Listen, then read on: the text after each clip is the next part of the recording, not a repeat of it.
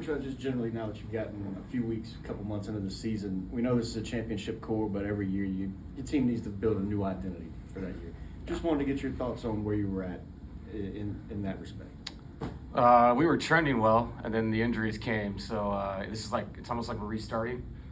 Different rotation, different starters. A guy that was kind of just outside the rotation is now starting. So it's a totally different kind of team. That's what the NBA season is. You have to reinvent yourself multiple times, usually, unless you're lucky with health. So, I've been really proud of the way the guys have played. They're focused and great no matter who's playing. But yeah, we're a work in progress still. We kind of hit our stride. We won the 7 in a row. Had another short streak there. And then, some unlucky things happened to us. So it's the way it is. As you talk about redefining the team on the backs of Chris Paul's retirement, you're working with two big men that kind of, go old school, harken back to that old game. Just what's it been like to work with those guys and how that, again, gives this team its identity?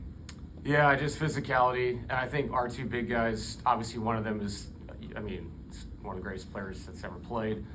The other one is a really skilled, physical big guy in Jonas, and he's been so good for us. I've said this, in our market multiple times, not just the way he's played, because he's just a stat machine, per minute, points, rebounds.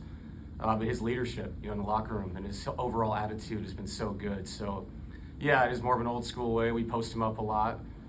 We look like a 1995 team sometimes, just calling turnouts and floppy punches and things that guys used to run all the time. But that's who we are. So when we have to go there, we do. But yeah, it's a blessing for me to have both those guys to go to throughout a game. Coach, you had Spencer Jones starting in the last game. Did he do enough to get another start tonight, or how do you judge that? Is it his play with the team? Is it his individual play? How do you work on that? Yeah, it's more just how everybody flows together than anything else. And I like having Tim and Bruce come off the bench. I think they bring punch on offensively and defensively, and obviously with Jonas. And Spence, he got the 2 fouls early right away in that game, last game the other night. So I have no idea what the flow would have been like. So yeah, he's a guy I trust. We'll put him back out there. And, after this game, we have a few days to meet as a staff, look at everything, reassess positively or negatively, and then we'll go from there going into the weekend. So, no, I have nothing but positive things to say about Spence, and I think he'll be good tonight. Two of the guys that are injured you talked about are probably two of your more consistent guys. You know every single night what you're going to bring.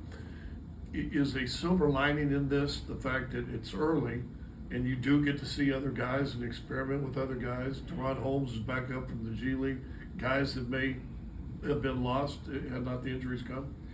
Yeah, that is the positive. The silver lining, like you said, it's just to see, people in different roles and more responsibility. Because when you get to the main rotation, everybody's role takes a little step back when you have everybody healthy.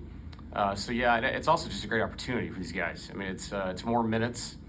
It's not bit minutes; it's longer, extended minutes. You get to see what they can do. And I think the good thing too is having Nikola and Jamal healthy. You can see how people complement them. When Jamal's out there without Nikola, we're a different kind of team. So it gives guys a chance to fit in that way, as opposed to with Nikola when it's just him out there. It's a different style of basketball. I think it's good in that sense. And we have to try different people throughout, the next couple of weeks, all the way up to January, with those guys out. And we have to find a good rhythm. And like I said, we're reinventing ourselves on the fly here. We have to win games. That's all that matters. And I'll play anybody to win a game. When you think about Ryan Saunders now, who's in Memphis, you coached alongside of him for a couple years there, just what comes to mind? And then, too, in Memphis now, he's kind of like the defensive coach. What do you think about, that part of it, like him as a defensive coach and what he did with you guys in Denver?